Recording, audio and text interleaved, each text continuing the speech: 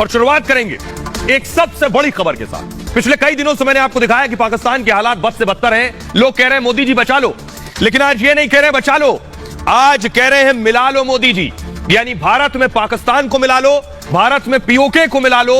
अब ये कह रहे हैं, उनका कहना है कि मोदी के राज में रहेंगे तो सुख शांति के साथ रहेंगे, 2 वक्त की रोटी का भी जुगाड़ होगा। सुनिए जरा।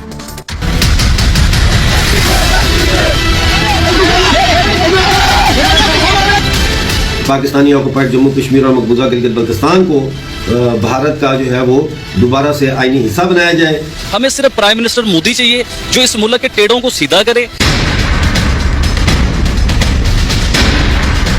पाकिस्तान से लेकर पाक अधिकृत कश्मीर तक लोगों को सिर्फ और सिर्फ एक ही नेता नजर आ रहा है, जिसका नाम है नरेंद्र मोदी। पाकिस्तान के लोगों को पता है मोदी ही है जो अब उन्हें बचा सकते हैं। ये झूठी अना को अभी भी खत्म करें, इंडिया के साथ दोस्ती कर लें। वो बड़ा भाई है, मान लो बहुत बड़ा है आपसे, आप छोटे बन जाओ, कोई फर्क नहीं पड़ता। आप हर लिहाज से उनसे जुड़ने की कोशिश करते हो, पहले उस लेवल के तो हो जो। मोदी ही पाकिस्तान की भुखमरी खत्म कर सकते हैं। पाकिस्तान से ज्यादा बुरे हाल तो पीओके के हैं, जिसे शहबाज ने दम तोड़ने के लिए छोड़ दिया है। पीओके के लोग तो भारत के साथ, मोदी के साथ जुड़ना चाहते हैं। जो अबूरी हुकूमत है वो फिर भारत के साथ मुज़ाकरात का आगाज करेगी कि किस तरीके से अब जो है ये पाकिस्तानी ऑक्युपाइड जम्मू कश्मीर और मकबूजा गिलगित बल्तिस्तान को भारत का जो है वो दोबारा से आईनी हिस्सा बनाया जाए। पीओके के साथ पाकिस्तान के लोग भी भारत से अलग होकर अफसोस कर रहे हैं। मोदी जैसे नेता को देखकर पाक के लोग अपने मुकद्दर को रो रहे हैं, सोच रहे हैं काश आज मोदी हमारे पास होते या हम भारत के साथ होते तो हम दाने दाने को मोहताज न होते। बचपन से जो हमें पढ़ाया गया कि इंडिया दुश्मन है हमारा, यकीन करें बचपन से ये पढ़ाया होता ना हम इंडिया हमारा दोस्त है, तो आज हमारा मुल्क कहां से कहां होना था। अब मैं आपको बताने जा रहा हूं कि लोग कह रहे हैं कि भारत में मिलना है। अगर पीओके का हिस्सा और पाकिस्तान का हिस्सा मिल जाएगा तो फिर कैसा नक्शा होगा, यह मैं आपको बताने जा रहा हूं। भारत और पाकिस्तान का नक्शा देखिए जरा, ये आप देख रहे हैं, ये भारत का नक्शा। पाकिस्तान के लोग कह रहे हैं कि उन्हें मिल जाना है, तो ये देख रहे हैं भगवा लाइन जो पाकिस्तान से होकर गुजर रही है, ये हो जाएगा भारत का नक्शा।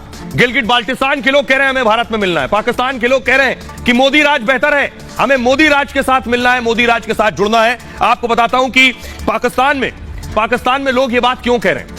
लोग ये बात इसलिए कह रहे हैं पाकिस्तान अधिकृत कश्मीर में, क्योंकि वहां के हालात पाकिस्तान से ज्यादा खराब है पीओके के हालात, यानी पाकिस्तान अधिकृत कश्मीर के हालात। वहां इसलिए लोग मोदी की तरफ आस भरी नजरों से देख रहे हैं। ये देखिए जरा, ये लोगों को आप देख रहे हैं, उनकी नजर प्रधानमंत्री मोदी की तरफ है, और ये शहबाज शरीफ का दुआ मांगकर थक गए, उन्हें पता है कुछ नहीं मिलना। पीओके में हालात सबसे ज्यादा खराब हो गए, लोगों को खाना बनाने के लिए आटा तक नहीं मिल रहा। आरोप है कि शहबाज ने पाकिस्तान अधिकृत कश्मीर में सप्लाई रोक दी, लोगों को खाना बनाने के लिए आटा तक नहीं है। आरोप है शहबाज ने सब कुछ रोक रखा है और सरकारी सब्सिडी डिपो पर तो ताला लटका दिया गया। न आटा सस्ता मिल रहा है, न पैसे देने को मिल है लोगों के पास। हालात ऐसे, एक दिन में गेहूं 1200 रुपए महंगा हो गया। पीओके के तमाम शहरों में शहबाज के खिलाफ प्रोटेस्ट हो रहा है। आईएमएफ ने शहबाज से टैक्स बढ़ाने की सलाह दी थी। शहबाज शरीफ ने आईएमएफ की सभी शर्तें मान ली हैं और कर्ज को लेकर आईएमएफ शर्तों पर भी खुलासा हुआ।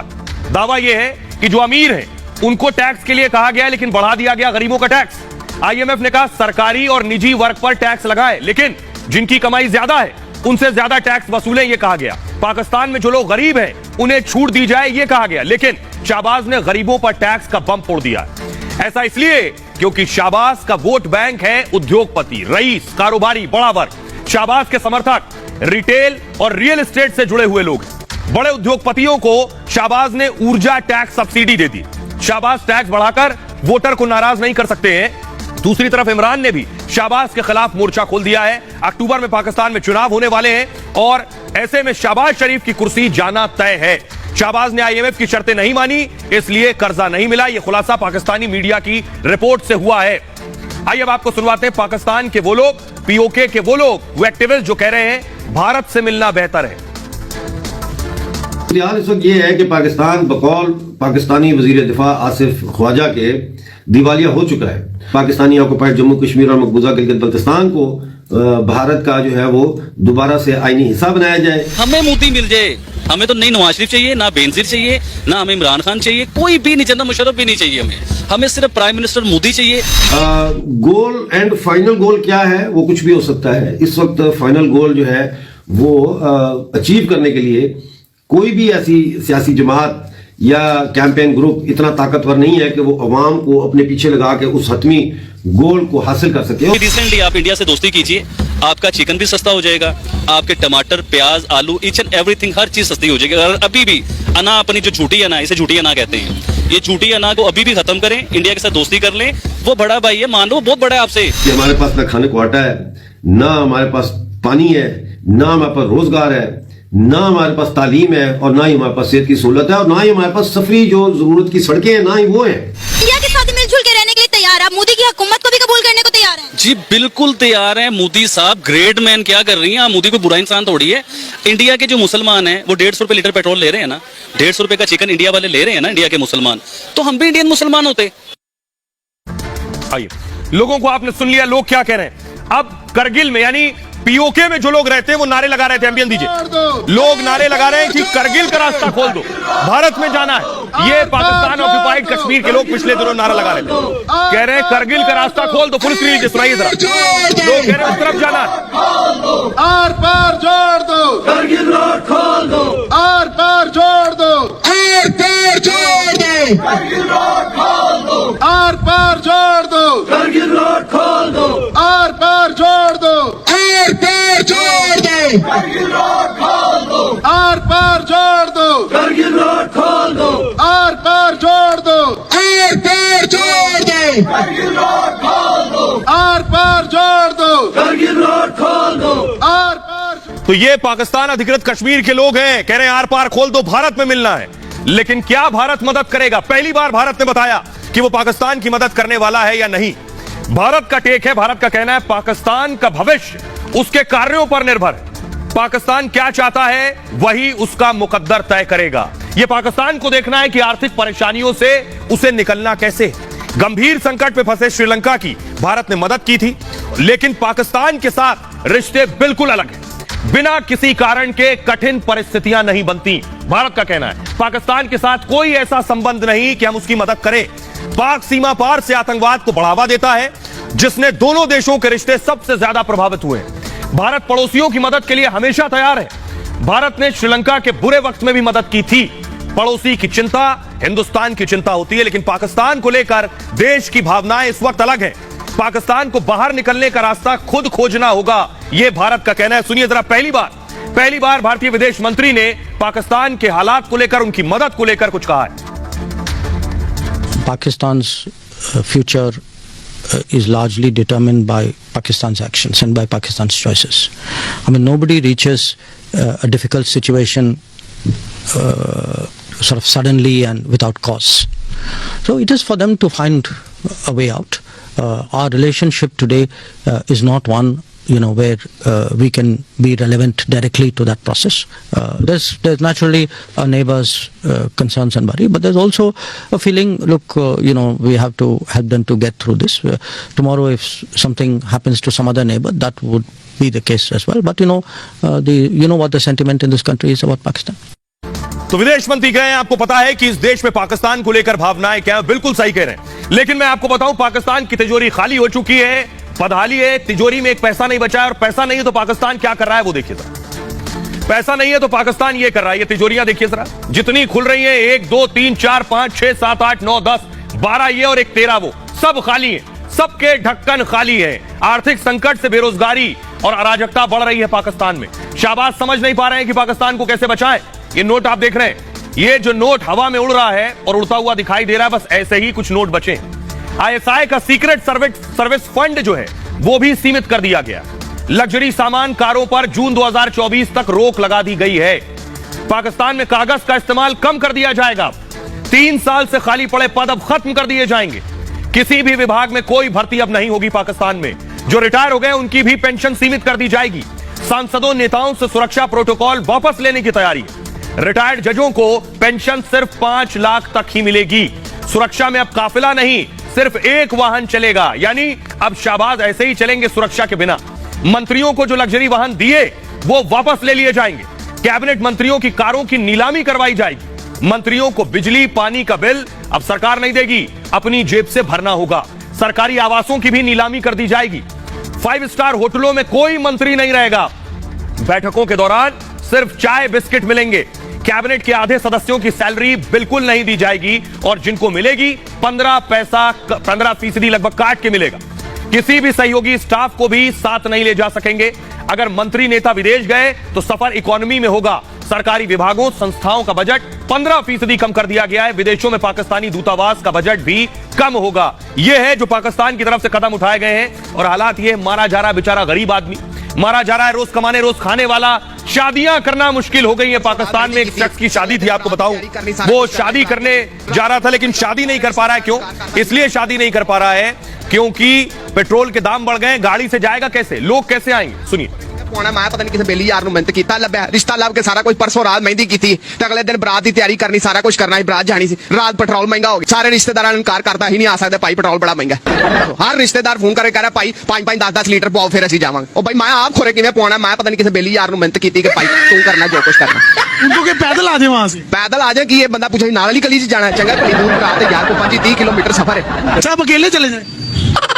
तो 2 बंदे नाल गवाह भी तो चाहिए ने कि अकेले चले जाए। मैं किहो जिहा निकाह हो रहा? लड़कियां लोग कहे पेट्रोल महंगा भाईजान अकेले में आ गए, कोई बात नहीं, गवाह बाद में डाल। उन्होंने मैं क्या कहते फिर तू भी ना, कोई मसले वाली गल नहीं है।